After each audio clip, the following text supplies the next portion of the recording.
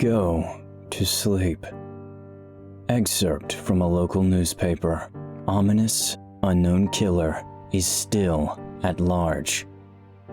After weeks of unexplained murders, the ominous unknown killer is still on the rise. After little evidence has been found, a young boy states that he survived one of the killer's attacks and bravely tells his story. I had a bad dream and I woke up in the middle of the night. I saw that for some reason the window was open, even though I remember it being closed before I went to bed. I got up and shut it once more. Afterwards, I simply crawled under my covers and tried to get back to sleep. That's when I had a strange feeling, like someone was watching me. I looked up and nearly jumped out of my bed. There, in the little ray of light, illuminating from between my curtains, were a pair of two eyes. These weren't regular eyes. They were dark, ominous eyes. They were bordered in black and just plain out terrified me. That's when I saw his mouth, a long, horrendous smile that made every hair on my body stand up. The figure stood there, watching me. Finally, after what seemed like forever, he said it. A simple phrase, but said in a way only a madman could speak. He said, "Go to sleep." I let out a scream. That's what sent him at me. He pulled up a knife, aiming at my heart. He jumped on top of my bed. I fought him back. I kicked, I punched, I rolled around trying to knock him off me. That's when my dad busted in. The man threw the knife. It went into my dad's shoulder. The man probably would have finished him off if one of the neighbors hadn't alerted the police. They drove into the parking lot and ran towards the door. The man turned and ran down the hallway. I heard a smash, like glass breaking. As I came out of my room, I saw the window that was pointing towards the back of my house was broken. I looked out it to see him vanish into the distance. I can tell you one thing. I will never forget that face. Those cold, evil eyes, and that psychotic smile. They'll never leave my head. Police are still on the lookout for this man. If you see anyone that fits the description in this story, please contact your local police department. Jeff and his family had just moved into a new neighborhood. His dad had gotten a promotion at work, and they thought it would be best to live in one of those fancy neighborhoods. Jeff and his brother Liu couldn't complain though. A new, better house. What wasn't to love? As they were getting unpacked, one of their neighbors came by. "Hello," she said. "I'm Barbara. I live across the street from you. Well, I just wanted to introduce myself and to introduce my son." She turns around and calls her son over. "Billy, these are our new neighbors." Billy said hi and ran back to play in his yard. "Well," said Jeff's mom, "I'm Margaret, and this is my husband Peter, and my two sons, Jeff and Liu." They each introduced themselves, and then Barbara invited them to her son's birthday. Jeff and his brother were about to object when their mother said that they would love to. When Jeff and his family got done packing, Jeff went up to his mom. "Mom, why would you invite us to some kid's party? If you haven't noticed, I'm not some dumb kid." "Jeff," said his mother, "we just moved here. We should show that we want to spend time with our neighbors. Now we're going to that party, and that's final." Jeff started to talk, but stopped himself, knowing that he couldn't do anything. Whenever his mom said something, it was final. He walked up to his room and plopped down on his bed. He sat there looking at his ceiling when suddenly he got a weird feeling. Not so much a pain, but a weird feeling. He dismissed it as just some random feeling. He heard his mother call him down to get his stuff, and he walked down to get it. The next day, Jeff walked downstairs to get breakfast and got ready for school. As he sat there eating his breakfast, he once again got that feeling. This time, it was stronger. It gave him a slight tugging pain, but he once again dismissed it. As he and Liu finished breakfast, they walked down to the bus stop. They sat there, waiting for the bus, and then, all of a sudden, some kid on a skateboard jumped over them, only inches above their laps. They both jumped back in surprise. "Hey, what the hell?" The kid landed and turned back to them. He kicked his skateboard up and caught it with his hands. The kid seemed to be about 12, 1 year younger than Jeff. He wore an Aeropostale shirt and ripped blue jeans. Well, looks like we got some new meat." Suddenly, 2 other kids appeared. One was super skinny, and the other was huge. "Well, since you're new here, I'd like to introduce ourselves. Over there is Keith." Jeff and Liu looked over to the skinny kid. He had a dopey face that you'd expect a sidekick to have. "And he's Troy." They looked over at the fat kid. Talk about a tub of lard. This kid looked like he hadn't exercised since he was crawling. "And I," said the first kid, "am Randy. Now for all the kids in this neighborhood, there's a small prize for bus fare, if you catch my drift." Liu stood up, ready to punch the lights out of the kid's eyes, when one of his friends pulled a knife on him. I'd hope you'd be a bit more cooperative, but it seems we must do this the hard way." The kid walked up to Liu and took his wallet out of his pocket. Jeff got that feeling again. Now it was truly strong. A burning sensation. He stood up, but Liu gestured him to sit down. Jeff ignored him and walked up to the kid. "Listen here, you little punk. Give back my bro's wallet or else." Randy put the wallet in his pocket and pulled out his own knife. "Oh, and what'll you do?" Just as he finished the sentence, Jeff popped the kid in the nose. As Randy reached for his face, Jeff grabbed the kid's wrist and broke it. Randy screamed, and Jeff grabbed the knife from his hand. Tony and Keith rushed Jeff, but Jeff was too quick. He threw Randy to the ground. Keith lashed out at him, but Jeff ducked and stabbed him in the arm. Keith dropped his knife and fell to the ground, screaming. Troy rushed him too, but Jeff didn't even need the knife. He just punched Troy straight in the stomach, and Troy went down.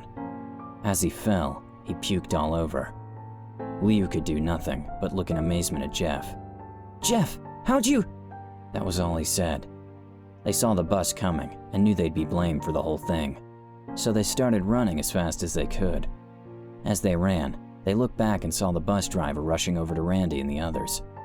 As Jeff and Liu made it to school, they didn't dare tell what happened. All they did was sit and listen. Liu just thought of that as his brother beating up a few kids, but Jeff knew it was more. It was something scary.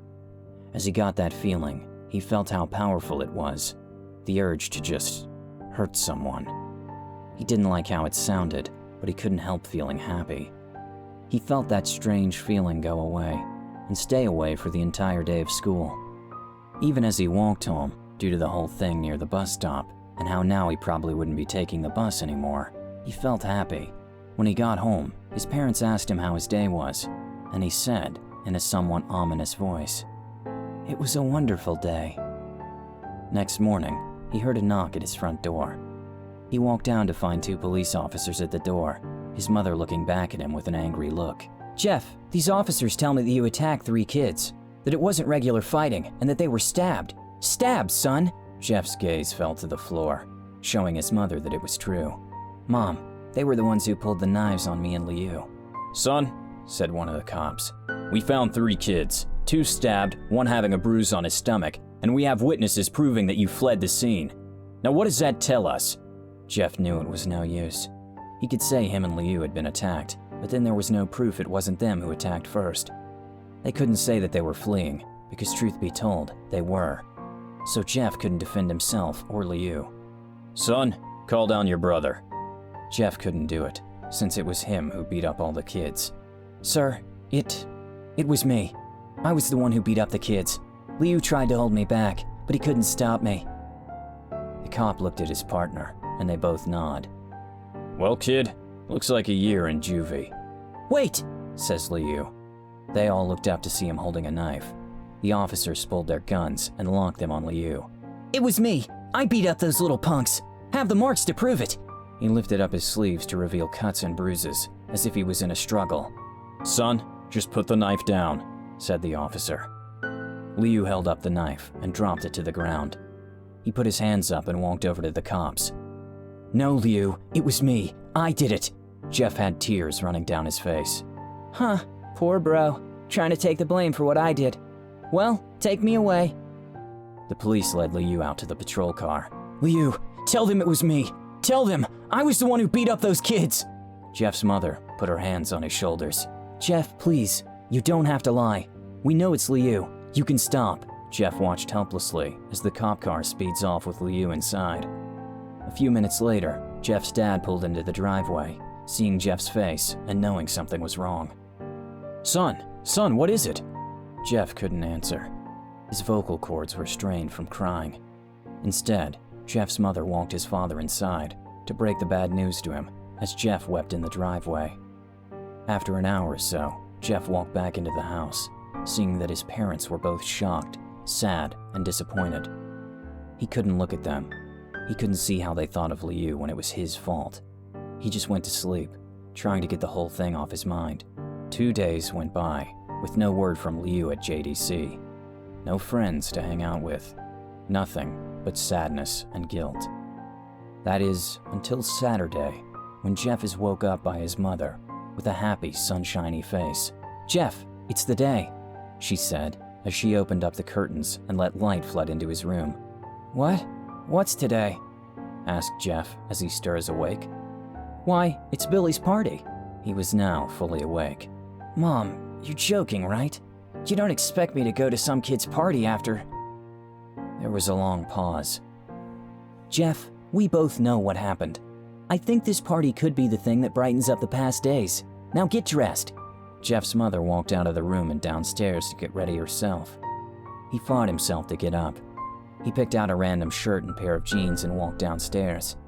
He saw his mother and father all dressed up, his mother in a dress and his father in a suit. He thought, why they ever would wear such fancy clothes to a kid's party.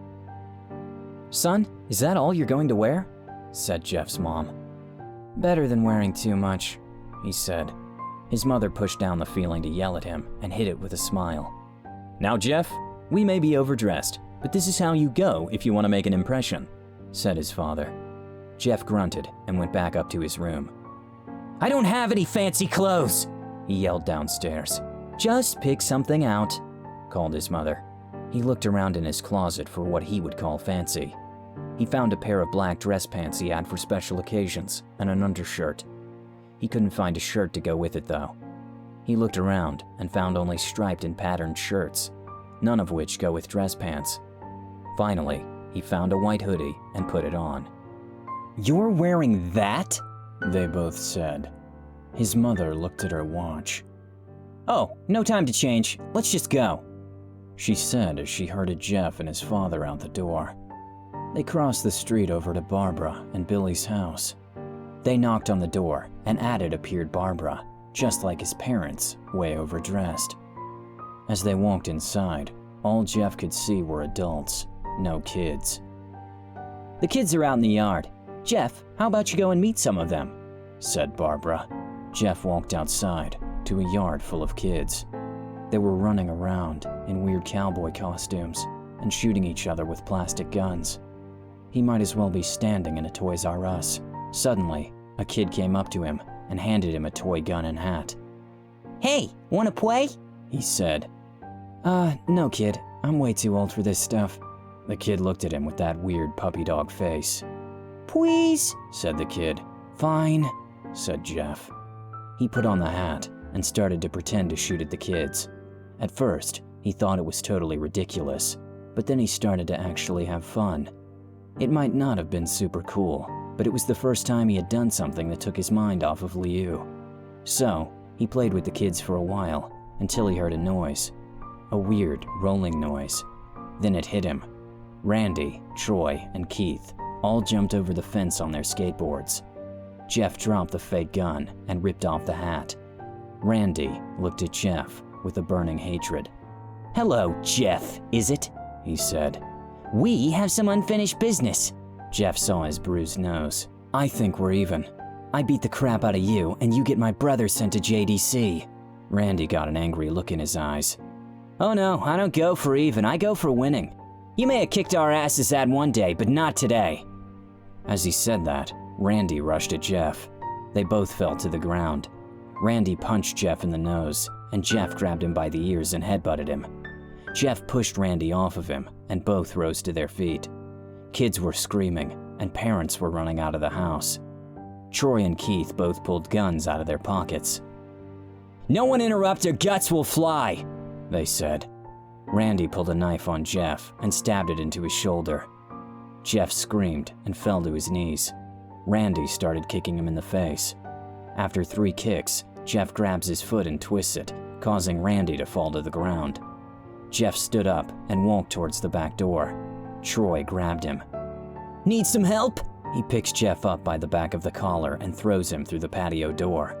As Jeff tries to stand, he is kicked down to the ground. Randy repeatedly starts kicking Jeff until he starts to cough up blood. Come on, Jeff, fight me! He picks Jeff up and throws him into the kitchen. Randy sees a bottle of vodka on the counter and smashes the glass over Jeff's head. Fight! He throws Jeff back into the living room. Come on, Jeff, look at me! Jeff glances up, his face riddled with blood. I was the one who got your brother sent to JDC, and now you're just gonna sit here and let him rot in there for a whole year. You should be ashamed. Jeff starts to get up. Oh, finally, you stand and fight. Jeff is now to his feet, blood and vodka on his face. Once again, he gets that strange feeling, the one in which he hasn't felt for a while. Finally, he's up, says Randy as he runs at Jeff. That's when it happens. Something inside Jeff snaps. His psyche is destroyed. All rational thinking is gone. All he can do is kill. He grabs Randy and pile drives him to the ground. He gets on top of him and punches him straight in the heart. The punch causes Randy's heart to stop. As Randy gasps for breath, Jeff hammers down on him. Punch after punch, blood gushes from Randy's body until he takes one final breath and dies. Everyone is looking at Jeff now. The parents, the crying kids, even Troy and Keith. Although they easily break from their gaze and point their guns at Jeff. Jeff sees the guns trained on him and runs for the stairs. As he runs, Troy and Keith let out fire on him, each shot missing. Jeff runs up the stairs. He hears Troy and Keith follow up behind. As they let out their final rounds of bullets, Jeff ducks into the bathroom. He grabs the towel rack and rips it off the wall. Troy and Keith race in, knives ready. Troy swings his knife at Jeff, who backs away and bangs the towel rack into Troy's face. Troy goes down hard, and now all that's left is Keith. He's more agile than Troy though, and ducks when Jeff swings the towel rack. He dropped the knife and grabbed Jeff by the neck. He pushed him into the wall. A thing of bleach fell down on top of him from the top shelf. It burnt both of them, and they both started to scream. Jeff wiped his eyes as best as he could. He pulled back the towel rack and swung it straight into Keith's head. As he lay there, bleeding to death, he let out an ominous smile. What's so funny? asked Jeff. Keith pulled out a lighter and switched it on. What's funny? What's funny, he said, is that you're covered in bleach and alcohol. Jeff's eyes widened as Keith threw the lighter at him. As soon as the flame made contact with him, the flames ignited the alcohol in the vodka. While the alcohol burned him, the bleach burned his skin. Jeff let out a terrible screech as he caught on fire. He tried to roll out the fire, but it was no use. The alcohol had made him a walking inferno. He ran down the hall and fell down the stairs. Everybody started screaming as they saw Jeff, now a man on fire, drop to the ground, nearly dead. The last thing Jeff saw was his mother and the other parents trying to extinguish the flame. That's when he passed out. When Jeff woke, he had a cast wrapped around his face. He couldn't see anything, but he felt a cast on his shoulder and stitches all over his body.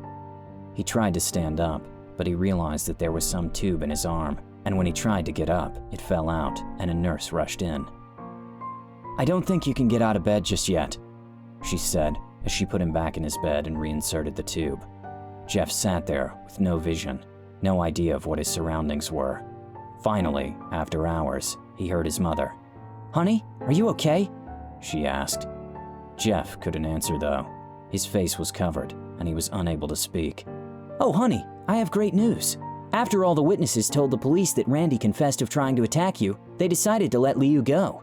This made Jeff almost bolt up, stopping halfway, remembering the tube coming out of his arm. He'll be out by tomorrow, and then you two will be able to be together again. Jeff's mother hugs Jeff and says her goodbyes. The next couple of weeks were those where Jeff was visited by his family. Then came the day where his bandages were to be removed.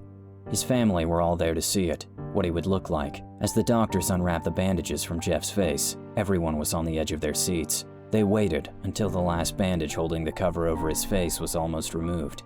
Let's hope for the best, said the doctor. He quickly pulls the cloth, letting the rest fall from Jeff's face.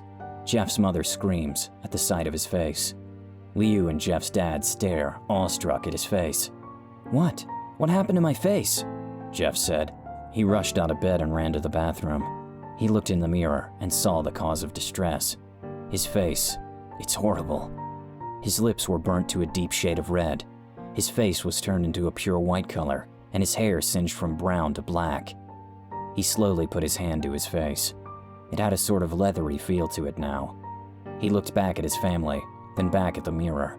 Jeff, said Liu, it's not that bad. Not that bad, said Jeff. It's perfect. His family were equally surprised. Jeff started laughing uncontrollably. His parents noticed that his left eye and hand were twitching. Jeff, are you okay? Okay, I've never felt more happy. Look at me. This face goes perfectly with me. He couldn't stop laughing. He stroked his face, feeling it, looking at it in the mirror. What caused this? Well, you may recall that when Jeff was fighting Randy, something in his mind, his sanity, snapped. Now, he was left as a crazy killing machine. That is, his parents didn't know. Doctor, said Jeff's mom, is my son all right, you know? In the head? Oh yes, this behavior is typical for patients that have taken very large amounts of painkillers. If his behavior doesn't change in a few weeks, bring him back here and we'll give him a psychological test. Oh, thank you, doctor. Jeff's mother went over to Jeff. Jeff, sweetie, it's time to go. Jeff looks away from the mirror, his face still formed into a crazy smile. "'Kay, Mommy." His mother took him by the shoulder and took him to get his clothes. "This is what came in," said the lady at the desk. Jeff's mom looked down to see the black dress pants and white hoodie her son wore. Now they were clean of blood and now stitched together. Jeff's mother led him to his room and made him put his clothes on. Then they left, not knowing that this was their final day of life. Later that night, Jeff's mother woke up to a sound coming from the bathroom. It sounded as if someone was crying. She slowly walked over to see what it was. When she looked into the bathroom, she saw a horrendous sight. Jeff had taken a knife and carved a smile into his cheeks. "Jeff, what are you doing?" asked his mother. Jeff looked over to his mother. "I couldn't keep smiling, Mommy. It hurt after a while. Now, I can smile forever." Jeff's mother noticed his eyes, ringed in black. "Jeff, your eyes!"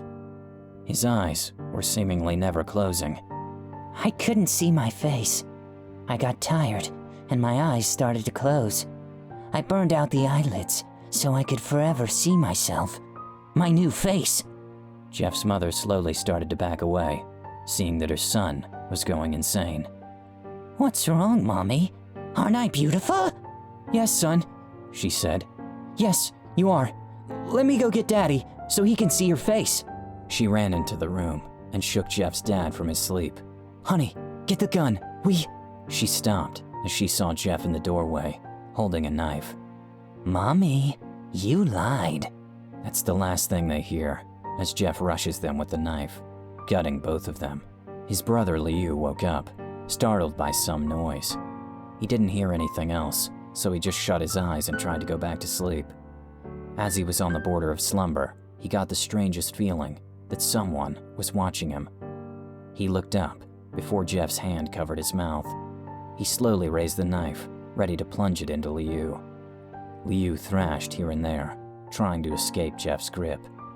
"Shh," Jeff said. "Just go to sleep."